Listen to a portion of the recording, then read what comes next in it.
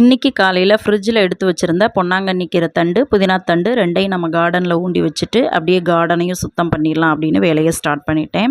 கார்டன்னா எங்கன்னு தேடாதீங்க, இந்த 6 தொட்டி இருக்குது பாருங்கள், இதுதான் எங்களோட கார்டன். பேஞ்ச மலையில் தொட்டியில் இருந்த மண்டெல்லாம் கீழே சதறி போயிருந்தது. அதோட மணி பிளான்ட் தொட்டியும் பொத்தரை மாதிரி இருந்தது. எல்லாத்தையும் சரி பண்ணிவிட்டு எக்ஸ்பிரி ஆன டேப்லெட்டையும் அதில் சேர்த்து கீரை தண்டை ஊண்டி வச்சுட்டேன். கீரை புதினா ஆயும்போது உடனே நம்மளால் அந்த தண்டை ஊண்டி வைக்க முடியலைன்னா ஃப்ரிட்ஜில் எடுத்து வச்சுட்டு டைம் கிடைக்கும்போது ஊண்டிக்கலாம். நல்ல வெயிலாக இருந்துச்சு. சரி, சீயக்காய் அரைக்கிறதுக்கு வாங்கி வச்ச நெல்லிக்காய், பன்னீர் ரோஜாப்பூ எல்லாத்தையும் வெயிலில் காய வச்சிடலாம் அப்படின்னு சொல்லிட்டு அதையும் ரெடி பண்ணிகிட்ருக்கேன்.